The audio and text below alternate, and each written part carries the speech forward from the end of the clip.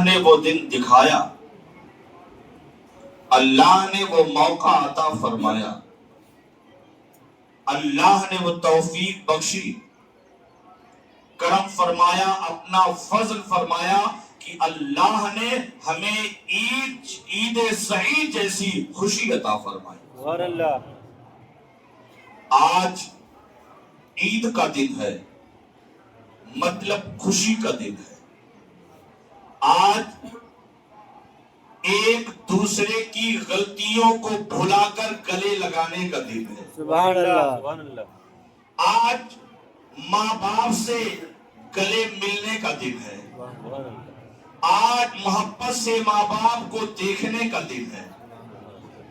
آج اپنے بھائی سے کوئی غلطی ہو گئی تو معافی مانگ کر گلے لگانے کا دن ہے۔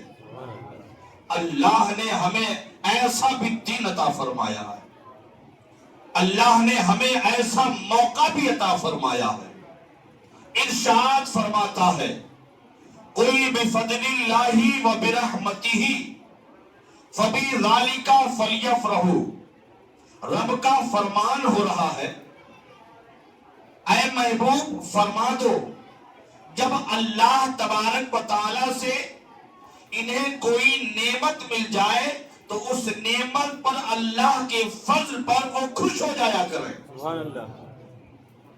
اللہ نے ہمیں خوش ہو جانے کے لیے، خوش رہنے کے لیے اللہ تبارک و تعالیٰ تاکید کر رہا ہے، اور سرور کائنات صلی اللہ تعالی علیہ وسلم کے ذریعے اپنے نیک بندوں کو حکم دے رہا ہے کہ اے بندو، میں تم سے اتنی محبت کرتا ہوں، اتنی محبت کرتا ہوں کہ میں نے تمہیں عید کا دن دیا، اور عید کے دن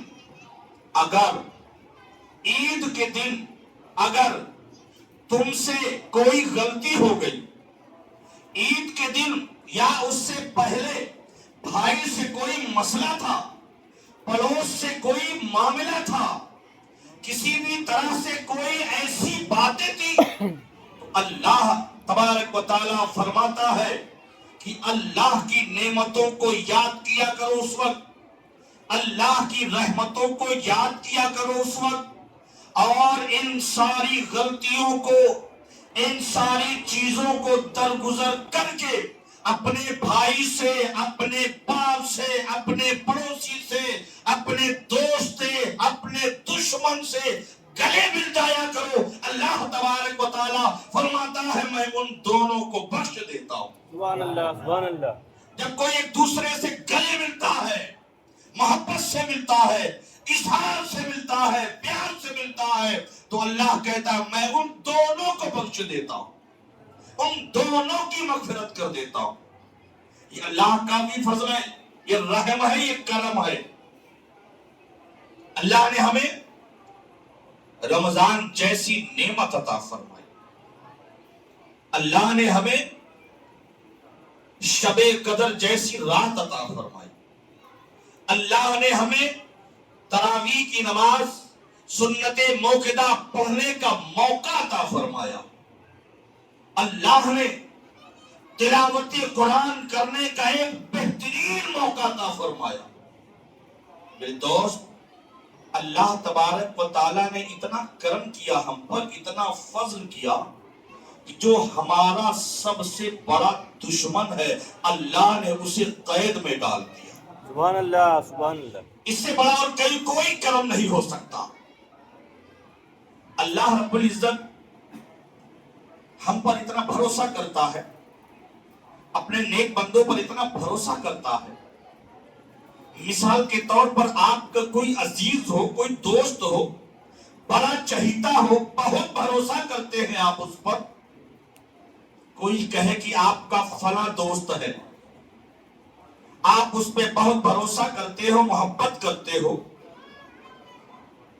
سامنے والے نے کہا کرتا ہوں، کہا ذرا اسے 10,000 روپے مانگ کر دیکھو، کہا 10,000 کی کیا بات ہے، اس پر تو مجھے اتنا بھروسہ ہے، اس دوست پہ اتنا بھروسہ ہے، 10,000 کیا، جو مانگوں گا جس لائق ہوگا لے کر کے کھڑا رہے گا۔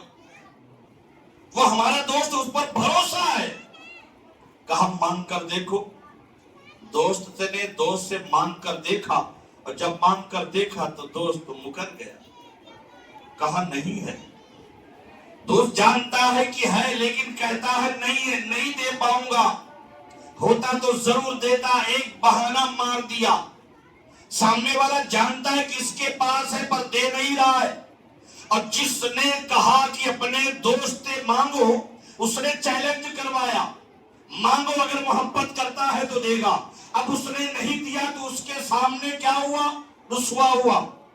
اس کے سامنے کیا ہوا؟ کیسا دوست تھا جس پر تم نے اتنا بھروسہ کیا تھا, وہ تمہارا ساتھ نہیں دیا. اب آپ اندازہ لگائیں وہ انسان اندر ہی اندر کتنا ناراض ہوگا, اس کو کیسا احساس ہوگا کہ جس سے ہم نے اتنا لگاؤ رکھا, جس پہ اتنا بھروسہ رکھا, حالت یہ ہوئی کہ وہ ہمارا ساتھ نہیں دیا. میرے دوستو ایسے ہی میرے رب کی ذات ہے, وہ ہم پر بہت بھروسہ کرتا ہے. سبحان اللہ, سبحان اللہ. ہم پر بہت بھروسہ کرتا ہے. شیطان نے کہا مولا تو بندوں پر بہت بھروسہ کرتا ہے. ہاں بہت ہمارے بندے ہیں, نیک بندے ہیں, بہت بھروسے مند ہیں. تو اللہ تبارک و تعالی سے وہ کہتا ہے شیطان ذرا اپنے بندوں سے کچھ کہہ کے دیکھو. ان سے کہو کہ اے میرے بندوں ذرا 5 وقت جماعت کے ساتھ نماز پڑھ کے دکھا دے. اے میرے بندوں تیرے پاس دولت ہے, ذرا زکات نکال کے دکھا دے. اے میرے بندے تیرے پاس سرمایہ ہے, ذرا حج کر کے دکھا دے. چیلنج کیا ہے دشمن نے, اور مجھے تم پر بھروسہ ہے, تو یہ کر کے دکھا دے. اب جب پروردگار نے ارشاد فرمایا 5 وقت کی نماز پڑھ کے دکھا دے, اذان ہوئی تو ہم دوسری طرف کا راستہ پکڑ لیے. سرمایہ ہے لیکن حج کرنے نہیں پہنچے.